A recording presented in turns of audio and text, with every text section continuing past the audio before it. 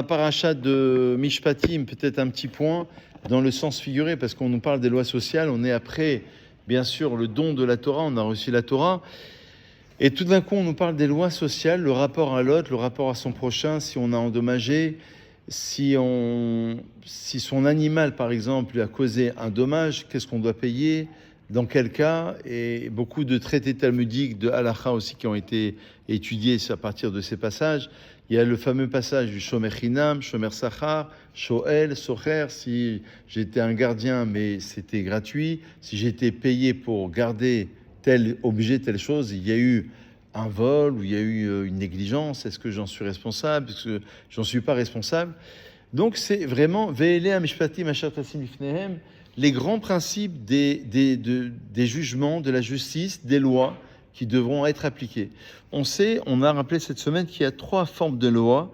Il y a les lois, puisque nous sommes à 2 lois ce soir, bien sûr. Il y a les lois qui sont irrationnelles, qu'on appelle les chokim, d'accord? Donc là, on ne sait pas trop, le lait et la viande, le lin et la laine, ne pas manger du porc. Il y a des approches générales, mais il n'y a pas vraiment...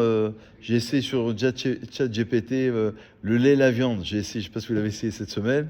Ils ont dit scientifiquement parlant, il n'y a rien de prouvé. On dit que, mais... Bon, après, il y a peut-être d'autres recherches plus approfondies, mais en tous les cas, de ce qui apparaît. Donc, on ne sait pas trop en vérité. Il y a plein de lois dans la Torah. On ne sait pas trop. C'est les lois irrationnelles.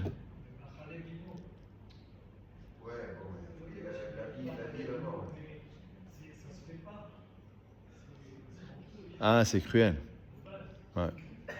Ouais, mais après, ça répond pas vraiment à la question. C'est sympathique. C'est sympathique. C'est sympa. Non, si on réfléchit vraiment, ça répond pas à la question. Parce que la Gemara, elle dit... Non, c'est sympa, c'est une belle approche. Mais ça veut dire que tu peux pas faire cuire ensemble les viandes, tu peux pas en tirer profit. Imagine-toi, tu as fait cuire les viandes, c'est un cuistot pour des non-juifs, tu peux même pas le vendre. Donc... ceci n'explique pas cela, quoi. Après, tu peux pas le manger ensemble, c'est une chose, mais il y a des approches. Après, oui, dans la Kabbalah, il y a des approches. Certains disent que bon, il faut en parler. Après, vous avez des lois qui sont rationnelles, qui coulent de sens. Donc, par exemple, ne pas voler, ne pas tuer, dans toute forme de société. Logiquement, quoique, aujourd'hui on ne sait plus trop, mais logiquement, dans la moralité, une certaine moralité, on devrait appliquer cela. Et puis après, il y a aussi Mishpatim, ce sont les lois qui sont rationnelles une fois qu'on les a expliquées. Le rapport à l'autre, le Shabbat, c'est rationnel, mais c'est pas si évident de ne pas toucher le portable pendant Shabbat, de ne pas allumer une lumière, de ne pas porter, de ne pas cuisiner, de ne pas trier. Mais une fois qu'on a expliqué, on peut commencer à réfléchir, on peut se dire, c'est rationnel. Donc il y a 3 formes, 3 catégories. Purement rationnel, dans toute société, toute moralité. Purement irrationnel, ça nous dépasse totalement, quoique, tu as raison, il y a des approches. Et puis entre les deux, le Midrash, il fait une similitude intéressante. C'est une image, évidemment. Mais bon, les images en disent long. Les Lunishmat, Ida Batsimcha Perez. Les Lunishmata, Ida Batsimcha. Alors, à savoir que quand Moshe Rabbeinu, quand Dieu donne la Torah, les Luchot à Moshe, il y avait une longueur de 6 tfachim. Un téphar, c'est à peu près 10 cm, c'est un point, d'accord? Donc, il y avait 2 téphars, 2 mesures chez Hachem, c'est une image, 2 mesures chez l'homme, chez Moshe, et puis entre les deux, il y avait 2 mesures.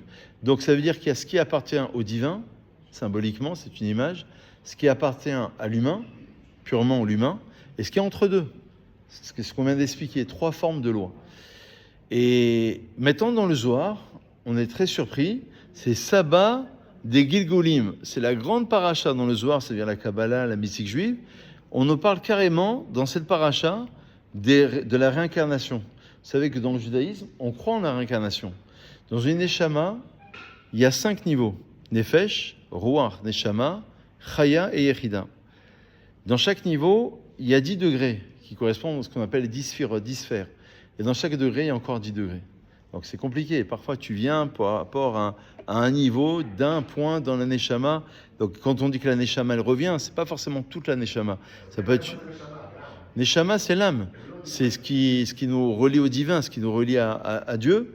Et donc, ce qui est à l'intérieur de nous, on a le corps et on a l'âme. Maintenant, ce pourquoi on est venu, il faut le réparer. Il y a mon attirance négative et mon attirance positive. Ce qui m'attire positivement, c'est que je suis venu pour l'embellir, le sublimer. Je suis chesed, je suis bonté. Eh ben, il faut sublimer cette bonté, il faut aller jusqu'au fond. Et puis, j'ai envie de dire du mal sur mon prochain. Toute ma vie, je la passe dans les journaux et dans les réseaux sociaux de curiosité, d'attaque. Il m'a dit, je lui ai dit, il m'a redit, et regarde et pas regarde. Tout ça, c'est assourd, évidemment, tout ça, c'est interdit. Et donc, il faut que je combatte ça. Alors, les gens, ils me disent, ouais, mais c'est ma nature. Bah, justement, c'est pas parce que c'est ta nature de voler ou de tuer que tu as le droit de voler ou de tuer. Donc, tu es venu, dit le Gaon, tu es venu pour réparer ça. Donc, chacun doit faire une introspection de savoir pourquoi il est venu. Donc, il y a le corps, partir en vacances, s'organiser, la voiture, Isola, Valberg, enfin, toute l'organisation naturelle, d'accord, de manière générale. Ça ne veut pas dire qu'il ne faut pas le faire, hein. Merci. Mais au-delà de cela, il y a aussi la pensée de l'âme, de ce pourquoi je suis venu. Donc il y a ceux qui se concentrent sur l'avoir, nous on va se concentrer sur l'être. Donc, rappelez-vous que le premier meurtre de la création à l'origine, c'est Caïn qui tue Èvel. Caïn, c'est le pouvoir, c'est l'acquisition. Il se définit par rapport à ce qu'il a. Et Èvel, c'est le souffle, c'est l'être. Il se définit par rapport à ce qu'il est. Donc l'avoir veut tuer l'être. Et c'est toute la vie, en vérité, elle est comme ça. Donc, tu dis à quelqu'un, faites l'expérience. Bah, qui tu es? Il va te dire qui je suis. Je suis né en Algérie, au Maroc. Bon, mon père, et j'ai travaillé, j'étais médecin. Mais qui tu es, toi? Ton être. Ton être. Et c'est au niveau de ta neshama. C'est ça, la neshama. Donc, parfois, on est venu une fois, 2 fois, 10 fois, 100 fois, je ne sais pas combien de fois. Peut-être qu'il a existé, il y avait un Marciano en 1848 qui était là-bas à Clermont-Ferrand ou à Orléans peut-être. Et il y en avait un autre qui était en Pologne, l'autre il était en Ukraine, l'autre il était au Maroc. Et il était revenu. Et c'est incroyable parce que la ressemblance physique avec ton grand-père, eh ben, elle renseigne sur une ressemblance spirituelle. Le physique est relié au spirituel. L'un est accompagné de l'autre. Et c'est ce qui est étudié dans le Zohar de Mishpatim. C'est incroyable, Mishpatim, il va partir très loin. Il va dire les traits du visage, la couleur des yeux. Il y a un terme en français, j'arrive jamais à me rappeler ce terme, un terme un peu technique, parce qu'il y a des goïms qui ont écrit sur ça, c'est pas que dans la tradition, des non-juifs. Vous savez, sur la morphologie, sur les traits du visage, il y a un terme. Pas tellement l'anthropologie, il y a aussi l'anthropologie, il y a aussi l'hérédité, non mais plus compliqué que ça. Plus compliqué. Là, il y a un terme spécifique. Il y a des livres qui ont été écrits par des non-juifs aussi, pour déterminer la forme du nez, la forme du visage, les yeux, les cheveux, les traits. Là, dans le Zohar, on dit que les traits ici, c'est le nombre de réincarnations. C'est pas les rides, hein, c'est les traits, d'accord. Donc c'est compliqué. Donc ça veut dire que le visage, c'est ce qu'on appelle Chormat Aparsouf. Chormat Aparsouf. Ça veut dire l'intelligence du visage. Et quand Yitro, le beau-père de Moïse, il lui dit, attends, ce peuple-là juif, il n'est pas facile. Hein. Il n'est pas simple. Hein. Et donc il lui a dit, la charge, elle est trop lourde pour tes épaules. Fais-toi accompagner, c'est son beau-père qui dit à Moïse, de 70 anciens qui vont t'accompagner parce que c'est trop lourd. Ah, ceux qui vont gérer ça. Il faut des adjoints, directeurs adjoints, secrétaires adjoints, directeurs de cabinet, ministre des Finances, etc. Donc il organise la société.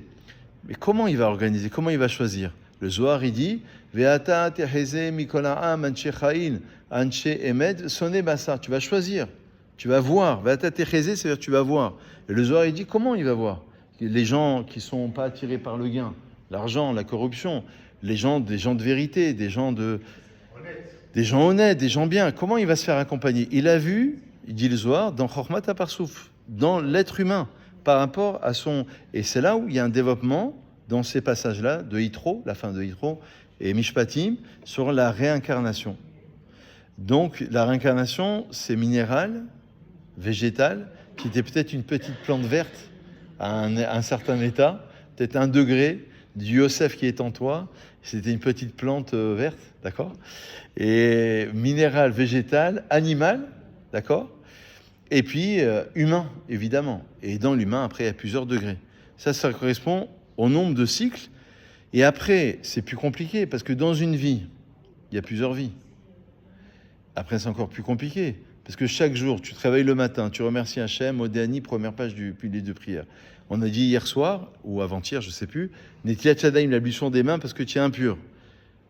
Donc chaque jour, tu vas revivre. C'est comme une Triat Hametim. Chaque instant, tu revis. Mais parfois, tu revis dans le sens figuré. Triat Hametim, la résurrection, c'est aussi... Il y a la grande résurrection à l'époque du Mashiach, mais c'est aussi dans ce monde-ci, par rapport à plusieurs stades. Ah, je renaître de ses cendres. Je n'avais pas compris pendant 50 ans cette idée. Ça y est, je suis le nouveau Laurent. Le nouveau Jean-Jacques est arrivé, d'accord ? Et donc, ce nouveau Jean-Jacques, il a découvert la vie, une nouvelle facette de la vie, une forme de résurrection. Donc, il y a plusieurs cycles dans une vie, et après, dans ces cycles-là, il y a une renaissance par rapport à cela. Et donc, on le déduit de quel rapport avec l'esclavage, puisque c'est au début de la paracha, il a volé, il va travailler pendant 6 ans, il va être libéré. Parce qu'il y a Eved, je crois que c'est comme ça, il faudrait revoir le texte, mais je crois de mémoire que c'est Eved, Shifra et Hama. Il y a par rapport aux 3 mondes successifs. Donc en fait, il est transformé, ça veut dire qu'il va travailler un cycle de 6 ans, ensuite il est libéré à la 7e année. Ça correspond à ça veut dire qu'il y a un passage. Les 6 ans, ce sont les 6 millénaires, la 7e année, c'est la libération, c'est le 7e millénaire, c'est le Mashiach. Donc c'est comme ça qu'il le déduit. Il le déduit par rapport au cycle d'un passage d'un homme sur terre par rapport à ce qu'il a fait dans cette vie ou dans une autre vie. Regardez, je vous cite un exemple simple. Très simple pour que tout le monde puisse comprendre. On vient de faire la Hamida. Après la Hamida, on a dit j'ai fauté, j'ai volé, et tu as dit j'ai méprisé mon père et ma mère. Imagine-toi quelqu'un, il a perdu son père et sa mère, ça fait 20 ans. Je les ai méprisés, c'est vieux. Non, peut-être dans une autre vie. C'est aussi par rapport à une autre vie, un autre système. Et dans les prières de Kippour, ça c'est tous les jours, Rosh Hashanah et Kippour, vous avez plein de textes comme ça, j'ai volé, j'ai tué, mais j'ai jamais tué, grâce à Dieu, j'ai pas volé. Enfin, après, il y a plusieurs formes de vol. Parfois, tu as pris un objet qui appartient à l'autre, c'est pas du vrai vol, mais c'est assimilé à du vol, c'est quand même interdit. Mais bon, quand même, il y a des gens qui sont honnêtes. Mais ça veut dire peut-être dans une autre vie, dans un autre système, tu es peut-être venu pour réparer cela. Donc ta tendance naturelle, positive ou négative, elle vient déterminer qui tu es, qui tu as été et qui tu seras en particulier. Que toutes ces âmes puissent reposer en paix, qu'elles puissent reposer pour vos familles respectives et pour l'ensemble de la communauté. On va faire un caddie.